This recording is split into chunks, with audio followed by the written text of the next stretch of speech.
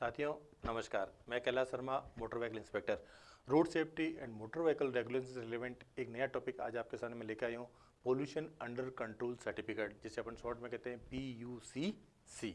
साथियों, अगर मेरे वीडियो आपको पसंद आए हो तो मेरे चैनल को सब्सक्राइब कर लें और बेल आइकन दबा दें, जिससे इनसे संबंधित कोई भी जो नया वीडियो होगा वो तुरंत आपको उसको नोटिफिकेशन मिल सके और तुरंत आपको वीडियो मिल सकता है।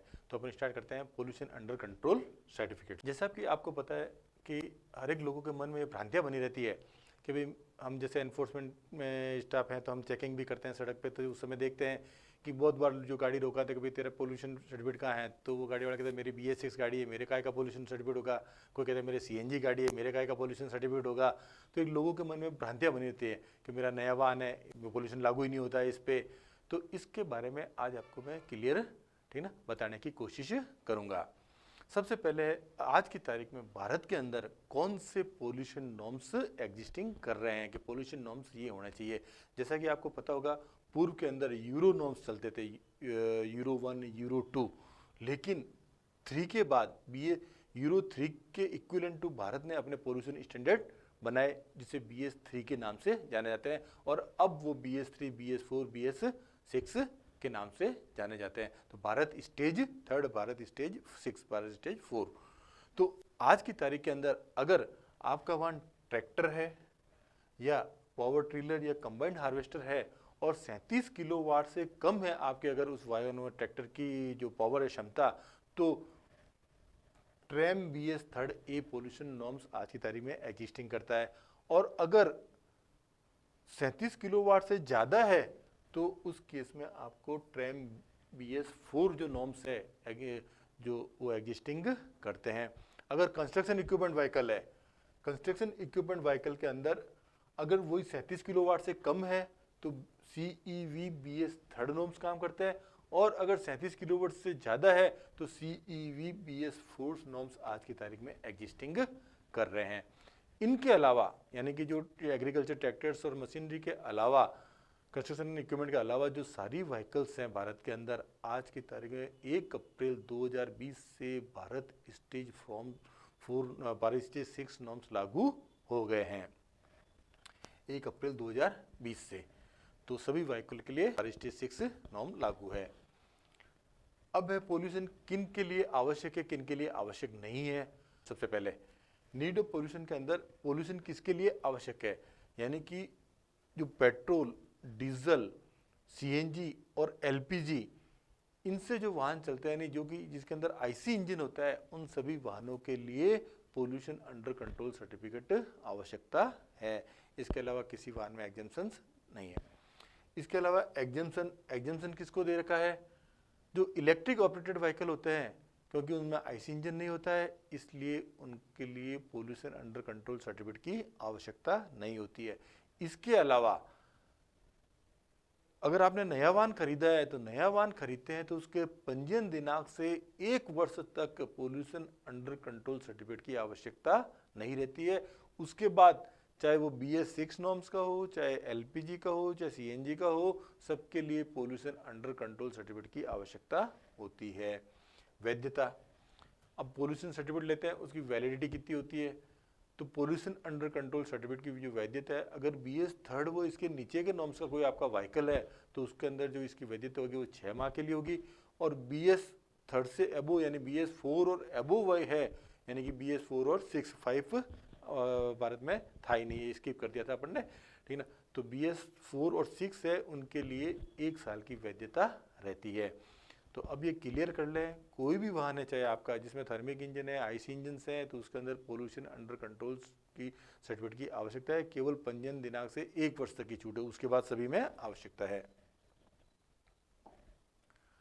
फिर है लैम्बडा टेस्ट। अभी आपने इसके बारे में सुना हुआ, अखबारों में भी आया था लैम्बडा टेस्ट। लैम्बडा ग्रीक अक्सर होता है, जिसे हीट कोएफिशिएंट के नाम से जाना जाता है साइंस के अंदर, ठीक ना। तो 18 जुलाई 2018 से सेंट्रल गवर्नमेंट ने एक नोटिफिकेशन जारी करके भारत के अंदर BS4 और BS6 व्हीकल है, उनके अंदर भी लैम्बडा टेस्ट की नेसेसिटी कर दी गई है, अनिवार्यता कर दी गई है। लैम्बडा टेस्ट किन गाड़ियों के लिए होता है, जो गाड़ी है जैसे कि आपको पता है कि एयर और फ्यूल का मिक्सचर जिसके इंजन के अंदर जाता है, एयर और फ्यूल का मिक्सचर उन व्हीकल के लिए अनिवार्य है, जैसे कि petrol, CNG and LPG. In vehicles के लिए लैम्डा टेस्ट अनिवार्य है। लैम्डा टेस्ट होता क्या है? Lambda test is a test, ठीक है ना, that measure the amount of oxygen in your exhaust fumes to ensure that engine is burning fuel correctly. यानी कि जैसे मैंने कहा कि इंजन के अंदर एयर और फ्यूल का मिक्सचर जाता है बर्निंग के लिए, तो लैम्डा टेस्ट से यह जांचा जाता है कि वो फ्यूल और एयर पूरे बर्न हुए या नहीं हुए, यानी कि ऑक्सीजन की मात्रा बाहर वापस कितनी आ रही है, ठीक है, बिना बर्न हुए। तो वो जो मेजर होता है, मेजरमेंट होता है, उसको लैम्डा टेस्ट कहते हैं। और ये अनिवार्य कर दिया है, हर स्टेट के अंदर अब अनिवार्य हो रहा है, धीरे धीरे अपडेशन हो रहा है इक्विपमेंट्स के अंदर, ठीक है ना, पोल्यूशन सेंटर के अंदर। और लेकिन लागू ये 18 जुलाई 2018 से भारतवर्ष में कर दिया गया है। It measures by lambda sensor and oxygen sensor. इसका जो इक्विपमेंट होता है नापने का वो लैम्डा सेंसर कहते हैं उसको, या ऑक्सीजन सेंसर से इसको नापा जाता है। और ये जो पोल्यूशन सेंटर्स होते हैं, पेट्रोल पंप पे या जो मोबाइल पोल्यूशन सेंटर है या कि सर्विस स्टेशन पे कोई सेंटर लगा है, उन्हीं के द्वारा इसका मेजरमेंट भी किया जाएगा और उनके द्वारा किया जा रहा है। तो ये था लैम्डा टेस्ट के बारे में। अब अगर पोल्यूशन अंडर कंट्रोल सर्टिफिकेट मैंने नहीं कराया है या मेरा वाहन अधिक धुआं दे रहा है, ठीक है ना, तो मैंने क्या गलत काम कर दिया, क्या मैंने अपराध कर दिया, तो सेंट्रल मोटर व्हीकल रूल 115(7) के अंदर आपने अपराध कारित किया है। पोल्यूशन सर्टिफिकेट साथ में नहीं होना 115(7) के अंदर अपराध बताया गया है। तथा सेक्शन 190(2) मोटर व्हीकल एक्ट के सेक्शन 190(2) के अंदर इसके जुर्माने का प्रावधान किया गया है। अगर पहली बार आपने अपराध किया है तो आपको 3 माह तक की जेल, 10,000 रुपये या दोनों, और आपका लाइसेंस सस्पेंशन हो सकता है, दोनों व लाइसेंस सस्पेंशन हो सकता है। अगर सब्सिक्वेंट ऑफेंस है, आपने बाद में ऑफेंस किया है, तो आपको 6 माह तक की जेल और 10,000 रुपये जुर्माना व दोनों हो सकते हैं। ये जो मैंने जुर्माने बताए, ये सेंट्रल मोटर व्हीकल एक्ट के अंदर मैक्सिमम जुर्माने तय कर रखे हैं गवर्नमेंट ने। इसके अलावा स्टेट के अंदर जो एनफोर्समेंट स्टाफ होता है, उनको जो कंपाउंडिंग पावर्स दे रखी होती है, उस कंपाउंडिंग पावर्स में इनको स्टेट गवर्नमेंट्स कम कर सकती है। तो जैसे अपन राजस्थान की बात करते हैं, तो राजस्थान के अंदर 2 व्हीलर और जो 3 व्हीलर है उसके अंदर पेनल्टी 500 रुपये और सब्सिक्वेंट ऑफेंस के समय 1000 रुपये। नॉन ट्रांसपोर्ट व्हीकल है उसके अंदर 1000 रुपये और 2000 रुपये। लाइट ट्रांसपोर्ट व्हीकल है 1500 रुपये और 2000 रुपये। और मीडियम और हैवी व्हीकल्स है तो उसके लिए 2000 रुपये और 4000 रुपये अभी तय कर रखे हैं।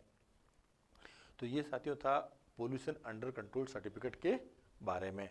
अगर मेरा वीडियो पसंद आया आपको तो इसको लाइक करें, शेयर करें और सब्सक्राइब करें। और पोल्यूशन अंडर कंट्रोल सर्टिफिकेट से रिलेवेंट आपकी कोई भी क्वेरी हो, कोई भी क्वेश्चन हो, तो आप कमेंट्स बॉक्स में मुझे लिखकर जरूर भेजें। Always be a law obedient. Thank you. जय हिंद, जय भारत।